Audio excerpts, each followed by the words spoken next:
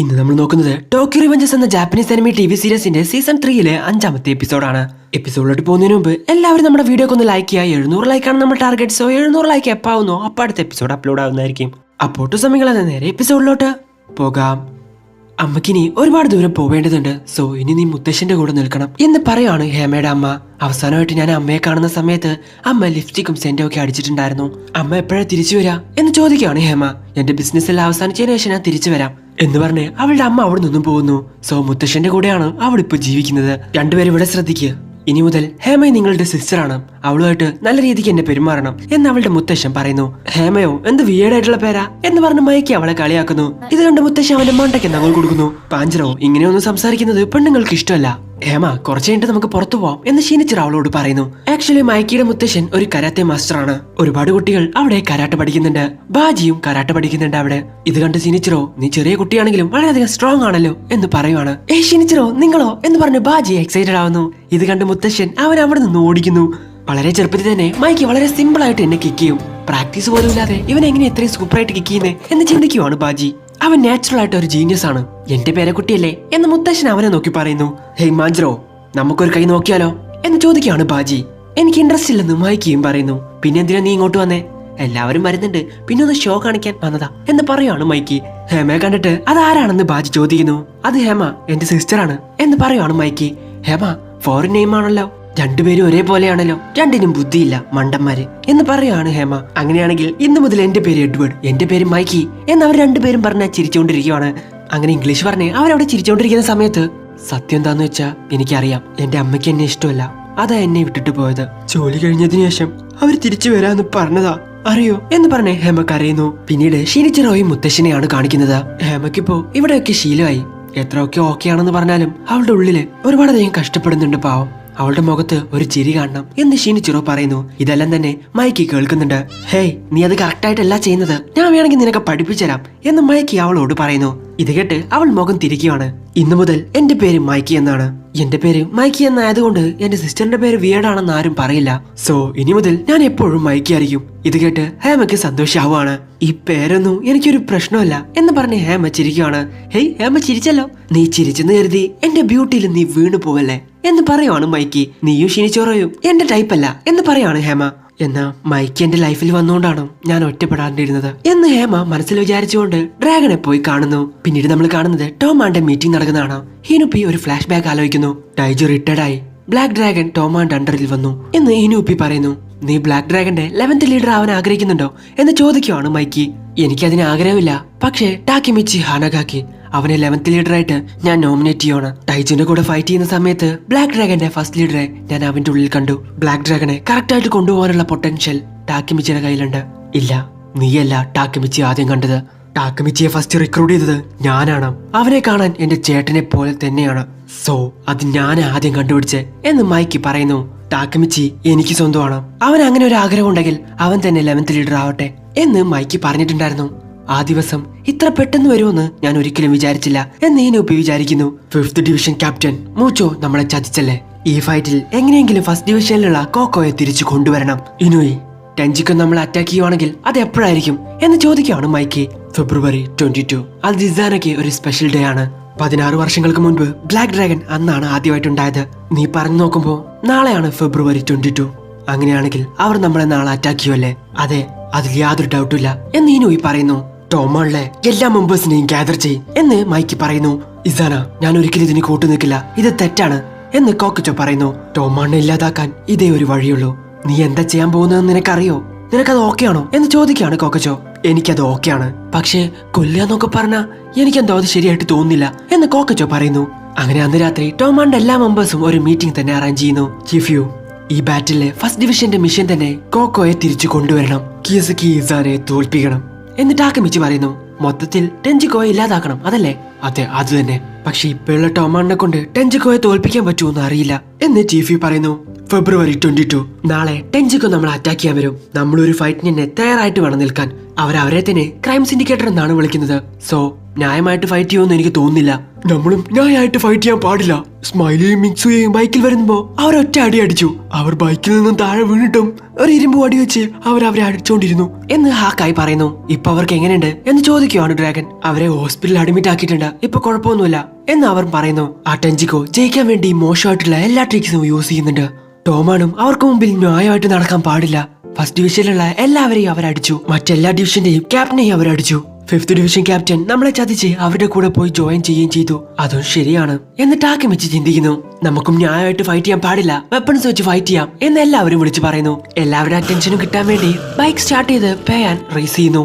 വായടക്കടാ, അവർക്ക് മുമ്പിൽ തോറ്റുപോകുമെന്ന് വിചാരിച്ച് വെപ്പൺസ് യൂസ് ചെയ്തിട്ടാണോ ഫൈറ്റ് ചെയ്യുന്നത്? വെപ്പൺസ് യൂസ് ചെയ്തുകൊണ്ടാണ് പാവനെ പോലീസ് അറസ്റ്റ് ചെയ്തത്.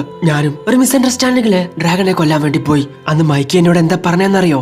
ഞാൻ നിങ്ങളുടെ കൂടെ ആരോടും ഫൈറ്റ് ചെയ്യാൻ ആഗ്രഹിക്കുന്നില്ല, അതുകൊണ്ടാ ഞാൻ ഇന്നും ഇവിടെ നിൽക്കുന്നത്. മൈക്കി ഇങ്ങനെ ഫീൽ ചെയ്യുമെന്ന് നിങ്ങൾ എപ്പോഴെങ്കിലും ആലോചിച്ച് നോക്കിയിട്ടുണ്ടോ? അവന്റെ മുഖത്തോട്ട് നോക്ക്, അവൻ ചിരിക്കുന്നത് നിനക്ക് കാണാനുണ്ടോ? മിക്സുയെയും സ്മൈലി അടിച്ചതുകൊണ്ടാണ് നിങ്ങളൊക്കെ ഇങ്ങനെ പേടിക്കുന്നതെന്ന് എനിക്കറിയാം എന്ന് പേയാൻ പറയുന്നു. ഹാക്കായ്, നീ മിക്സുയുടെയും സ്മൈലിയുടെയും കൂടെ ഹോസ്പിറ്റലിൽ തന്നെ ഇരിക്കാം. അവർക്ക് വേണ്ടി എനിക്ക് പ്രതികാരം ചോദിക്കണം എന്ന് ഹാക്കായ് പറയുമ്പോ അവരെ ആലോചിച്ച് ഞാൻ പേടിച്ചിട്ടല്ല നിന്നോട് അവിടെ ഇരിക്കാൻ പറയുന്നത്. അവരെഴുന്നേറ്റാ ഫൈറ്റിൽ പങ്കെടുക്കണമെന്ന് പറഞ്ഞ് പെട്ടെന്ന് തന്നെ അവരെഴുന്നേറ്റ് വരും. അവരോട് ഹോസ്പിറ്റലിൽ തന്നെ ഇരുന്ന് റെസ്റ്റ് എടുക്കാൻ പറ, അതിനാ നിന്നെ അയക്കുന്നത് എന്ന് മൈക്കി പറയുന്നു. ഫസ്റ്റ് ഡിവിഷൻ, നിങ്ങൾ നിങ്ങളുടെ പ്ലാൻ പോലെ തന്നെ ചെയ്. മറ്റുള്ളവർക്ക് ക്യാപ്റ്റൻ ഇല്ലെങ്കിൽ എന്താ, ഇവിടെ ഞാനില്ലേ എന്ന് മൈക്കി പറയുന്നു. അതെ, മൈക്കി ഒറ്റൊരുത്തൻ മതി ഞങ്ങൾക്ക് എന്ന് ടാക്കമിച്ചി പറയുന്നു. നാളെ ടെൻജിക്കോന്റെ അവസാനത്തെ ദിവസമാണ് എന്ന് മൈക്കി പറയുന്നു. പിറ്റേ ദിവസം മരിച്ചുപോയ ബ്ലാക്ക് ഡ്രാഗന്റെ ഫൗണ്ടിംഗ് മെമ്പർ ആയിട്ടുള്ള ഷിനിച്ചിറോയുടെ അടുത്തോട്ട് അവർ പോകുന്നു. ഇതാണ് ബ്ലാക്ക് ഡ്രാഗന്റെ 11th ലീഡർ ടാക്കമിച്ചി ഹാനഗാക്കി എന്ന് ഇനൂപ്പി അവനോട് പറയുന്നു. നിങ്ങളുടെ പേര് ഒരിക്കലും ഞാൻ ഇല്ലാതാക്കില്ല എന്ന് ടാക്കമിച്ചി പറയുന്നു. ഓ, ബ്ലാക്ക് ഡ്രാഗന്റെ 11th ലീഡർ ബ്ലാക്ക് ഡ്രാഗൺ ഉണ്ടായ അന്ന് തന്നെ ആ പദവിയിലോട്ട് വന്നിരിക്കുകയാണോ എന്ന് പറഞ്ഞ് ഇസാന അങ്ങോട്ട് വരുന്നു. ഇതാരാണെന്ന് പറഞ്ഞ് ടാക്കമിച്ചി ആലോചിക്കുന്നു. ഇസാന എന്ന് പറഞ്ഞ് ഹിനുപ്പ് പറയുന്നു. അപ്പോഴാണ് ഇത് ഇസാനയാണെന്നുള്ള കാര്യം ടാക്കിമിച്ചിക്ക് മനസ്സിലാവുന്നത്. പാസ്റ്റിലുള്ള ഇസാന ഇങ്ങനെയാണോ എന്ന് ചിന്തിക്കുവാണ് ടാക്കിമിച്ചി. കോക്കോയെ വെച്ച് നീ എന്താണ് ചെയ്യാൻ പോകുന്നേ എന്ന് പറഞ്ഞ് ഹിനുപ്പി ടെൻഷൻ ആവുന്നു. അവന്റെ ഇഷ്ടം കൊണ്ടാണ് ടെൻജിക്കോളി ജോയിൻ ചെയ്തത്. ഹിനുപ്പി വേണ്ട എന്ന് ടാക്കിമിച്ചി വിളിച്ചു പറയുന്നു. ഇപ്പൊ കോക്കോ എന്റെ കൂടെയാണ്, നിന്നെ കൊണ്ട് വലിയ ഉപകാരമൊന്നുമില്ല, അത് നിനക്ക് ഓർമ്മയുണ്ടായിക്കോട്ടെ എന്ന് പറയുവാണ് ഇസാന. ഇത് കേട്ട് ടെൻഷനായി ഇനുപ്പി അവനെ അടിക്കാൻ വേണ്ടി പോകുന്നു. മതി, നിർത്തി ഇനുപ്പി എന്ന് പറഞ്ഞുകൊണ്ട് അങ്ങോട്ട് മൈക്ക് വരുന്നു. കൂടെ തന്നെ ഹേമയും ഉണ്ട്. ഹേമയെ കണ്ട ഇസാന ഒരു നിമിഷം ഷോക്കാവുന്നു. ഇവിടുത്തെ സിറ്റുവേഷൻ ശരിയല്ല, ടാക്കിമിച്ചി ഹേമയെ കൂട്ടി ഇവിടെ നിന്നും പോ എന്ന് മൈക്ക് പറയുന്നു. നീ ഒരിക്കലും ഗ്രൗണ്ടിൽ ഇറങ്ങി കളിച്ച് നിന്റെ കയ്യിൽ കറയാക്കാറില്ലല്ലോ എന്ന് ഹാൻമ ചോദിക്കുന്നു. ഇത് ഞാൻ തന്നെ ചെയ്തേ പറ്റൂ, വേറെ ആരെ കൊണ്ട് ചെയ്യിപ്പിക്കാൻ എനിക്ക് താല്പര്യമില്ല എന്ന് കീസിക്കിയും പറയുന്നു. ഇതാണോ എന്റെ ബ്രദർ ഇസാന? വലുതായിട്ട് ഞാൻ ഇപ്പോഴാണ് ഇവനെ ആദ്യമായിട്ട് കാണുന്നത്. ചെറുപ്പത്തിലെ മെമ്മറീസ് എനിക്ക് അധികമില്ല, അതുകൊണ്ട് ഇവനെ പെട്ടെന്ന് കണ്ടപ്പോ എനിക്ക് മനസ്സിലായില്ല എന്ന് ഹേമ ടാക്കമിച്ചിയോട് പറയുന്നു. ഇന്ന് രാത്രി 8 മണിക്ക് യോക്കോഹാമ 7th പെയറിലോട്ട് വാ, അവിടെ വെച്ച് ഇതിനൊരു അവസാനം കാണാം എന്ന് ഇസാന പറയുന്നു. അവർ ഫൈറ്റ് ചെയ്യാൻ പോവാണല്ലേ? രണ്ടുപേരും ബ്രദേഴ്സ് ആണ്, പിന്നെ എന്തിനാണ് അവ ഫൈറ്റ് ചെയ്യുന്നത്? എപ്പോഴും സഹോദരങ്ങൾ തമ്മിൽ അടി ഉണ്ടാവുമല്ലോ. The invincible Mikey, Tokyo Manji ഗാങ്സിന്റെ ലീഡർ, ചുറ്റുമുള്ളവരുടെ മുമ്പിൽ എപ്പോഴും വളരെയധികം ധൈര്യവാനാണെന്നുള്ള രീതിയിലിരിക്കും. ഷീനിച്ചിറോ മരിച്ചു പോയപ്പോഴാണെങ്കിലും ബാജി മരിച്ചു പോയപ്പോഴാണെങ്കിലും മൈക്കി അവന്റെ വീക്ക്നെസ് പുറത്തു കാണിച്ചിട്ടില്ല. പക്ഷെ സത്യം എന്താന്ന് വെച്ച് കഴിഞ്ഞാൽ ഇപ്പോഴും കുട്ടികളുടെ പോലെ ടോയ്സ് എല്ലാം തന്നെ കെട്ടിപ്പിടിച്ചാണ് അവൻ കടന്നുറങ്ങുക. മൈക്കി ഏകദേശം നമ്മളെ രണ്ടുപേരെയും പോലെയാണ്. ഇനി മുതൽ ഞാൻ മൈക്കി അറിയും എന്ന് മൈക്കി പറയുന്നത് ആലോചിക്കാണ് ഹേമ. ഒരു ദിവസം അവൻ എന്തെങ്കിലും പറ്റിക്കഴിഞ്ഞാൽ തീർച്ചയായിട്ടും ഞാൻ അവനെ പ്രൊട്ടക്ട് ചെയ്യും.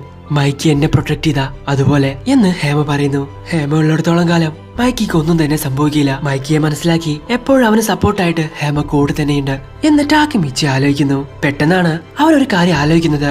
മൈക്കി ഫ്യൂച്ചറിൽ ഈവിളായിട്ട് മാറിയിട്ടുണ്ടെങ്കിൽ ഹേമ അപ്പോ ഫ്യൂച്ചറിലില്ലേ? ശരി, ഞാൻ പോയിട്ട് ജ്യൂസ് എടുത്തിട്ട് വരാം എന്ന് പറഞ്ഞ് ഹേമ അവിടെ നിന്ന് പോകുന്നു. ഹേമയെ ഞാൻ ഇതുവരെ ഫ്യൂച്ചറിൽ കണ്ടിട്ടില്ലല്ലോ, അവൾ ഫ്യൂച്ചറിലുണ്ടോ? ഇസാന ഒന്നുകൂടി ആലോചിക്ക്, ഇത് നമുക്ക് ചെയ്യണോ എന്ന് കാക്കച്ചു ചോദിക്കുന്നു. ഇസാന ഒന്നും തന്നെ പറയുന്നില്ല. ഇനി മുതൽ മൈക്കിക്ക് നീയാണ് ഇമോഷണൽ സപ്പോർട്ടായിട്ടുണ്ടാവാൻ പോകുന്നത്. മൈക്കി നിന്റെ കയ്യിലായിരിക്കും, ടോമാൻ എന്റെ കയ്യിലും എന്ന് പറഞ്ഞ് കിസകി അവിടെ നിന്നും പോകുന്നു. ബൈക്കിൽ വളരെ സ്പീഡിൽ വന്ന് ഒരു ഇരുമ്പ് ബാറ്റ് വെച്ച് ടാക്കിമിച്ചി അടിക്കൂടാന്നും പറഞ്ഞു നിൽക്കുന്ന സമയത്ത് ഹേമയെ ഒറ്റ അടി അങ്ങ് അടിക്കുവാണ് കിസകി. ഹേമയുടെ തലയിൽ നിന്ന് ബ്ലഡ് വന്ന് അവൾ തെറിച്ചു വീഴുന്നു. എന്തപ്പുണ്ടായെന്നുള്ള കാര്യം പോലും ടാക്കിമിച്ചിക്ക് ചിന്തിക്കാനുള്ള സമയം കിട്ടിയില്ല. ഹേമ, കിസകി ഹേമയെ കൊല്ലാൻ വേണ്ടിയാണോ നോക്കിയേ? ഇതോടുകൂടി എല്ലാം അവസാനിച്ചു ടാക്കമിച്ചി എന്ന് പറഞ്ഞ കിസകി അവിടെ നിന്ന് പോകുന്നു. ഒരു ഫൈറ്റിന് വേണ്ടി അവൻ ഒരു പെണ്ണിനെ തന്നെ കൊന്നോ? മൈക്കിയെ ഒരു ഈവിളാക്കി മാറ്റാൻ വേണ്ടി ഇത്രയും താഴെ ഇറങ്ങുമെന്ന് ഞാൻ വിചാരിച്ചില്ല. ഹേമ എന്ന് ടാക്കിമിച്ചി വിളിക്കുന്നു. ഇതുകൊണ്ടാണോ പാസ്റ്റിൽ ഞാൻ എത്രത്തോളം ഡ്രാഗനെ രക്ഷിക്കാൻ നോക്കിയിട്ടും ഫ്യൂച്ചറിൽ മൈക്കിക്ക് യാതൊരു മാറ്റവും സംഭവിക്കാത്തത്? ഫ്യൂച്ചറിൽ ഇവൾ ഇല്ലാത്തത് കൊണ്ടാണോ മൈക്ക് ഈവളായത് എന്ന് ടാക്കിമിച്ചി ആലോചിക്കുന്നു. ഹേമ എഴുന്നേക്ക്, പാസ്റ്റിൽ നീ മരിച്ചുപോയാ എന്നെ കൊണ്ട് ഒന്നും ചെയ്യാൻ പറ്റില്ല എന്ന് ടാക്കിമിച്ചി പറയുന്നു. ഹേമ എന്തു പറ്റി എന്ന് മൈക്ക് വന്ന് ടാക്കിമിച്ചിയോട് ചോദിക്കുന്നു. എന്നോട് ക്ഷമിക്ക്, ഒരു ബൈക്കർ ഗ്യാങ് വന്ന് കിസ്കി വന്ന് ഹേമയെ അടിച്ചു. ഇത് കേട്ട് മൈക്ക് ഷോക്കാവുന്നു. ഒന്നും അറിയാത്തതുപോലെ ഇസാൻ അവിടെ നിന്നും പോകുന്നു. ആംബുലൻസിനെ വിളിക്കാൻ വേണ്ടി ടാക്കിമിച്ചി ഫോൺ എടുക്കുന്നു. ഹോസ്പിറ്റൽ ഇവിടെ അടുത്താണ്, അവളെ പെട്ടെന്ന് എന്റെ പുറത്ത് കയറ്റ് എന്ന് പറഞ്ഞ് മൈക്ക് അവളെ ചുമന്നുകൊണ്ട് പോവാണ്. ഹോസ്പിറ്റലിൽ പോയിട്ട് ഞാൻ എല്ലാം റെഡിയാക്കാം എന്ന് പറഞ്ഞ് ഹിനിപ്പി അവിടെ നിന്ന് ഓടുന്നു. മൈക്കി, എന്റെ ബോഡി എന്നെ കൊണ്ട് അനക്കാൻ സാധിക്കുന്നില്ല. ഓ, അവരെന്നെ അറ്റാക്ക് ചെയ്തല്ലേ എന്ന് ഹേമ ചോദിക്കുന്നു. നിനക്ക് ഓർമ്മയുണ്ടോ, നിനക്ക് 5 വയസ്സുള്ളപ്പോ നീ എന്റെ പുറകെ ഓടിയ സമയത്ത് നിന്റെ കാലൊടിഞ്ഞു. അന്ന് ഞാൻ നിന്നെ ഇതുപോലെയാണ് ഏറ്റിക്കൊണ്ടുപോയത് എന്ന് മൈക്കി പറയുന്നു. മൈക്കി, ഒരു പക്ഷെ എനിക്ക് എന്തെങ്കിലും സംഭവിച്ചാ? ഏയ്, ഒന്നും സംഭവിക്കില്ല, ഞാനില്ലേ. സപ്പോസ് എനിക്ക് എന്തെങ്കിലും സംഭവിച്ചാ നീ ഡ്രാഗനോട് ഈ കാര്യം പറയണം. കിൻ, ഐ ലവ് യു. നിനക്ക് എന്നെ ഇത് അവനോട് പറയാം എന്ന് മൈക്കി അവളോട് പറയുന്നു. ടാക്കിമിച്ചി, മൈക്കി എനിക്ക് പകരം അവനെ നല്ലോണം നോക്കണം എന്ന് പറഞ്ഞ് ഹേമ അവിടെ വെച്ച് മരിക്കുന്നു. ഹേമ, നിനക്കൊരു കാര്യം അറിയോ? ഡ്രാഗൻ ഇത് സീക്രട്ട് ആക്കി വെക്കാൻ പറഞ്ഞതാ. അവനക്ക് നിന്നെ ഒരുപാടധികം ഇഷ്ടമാണ്.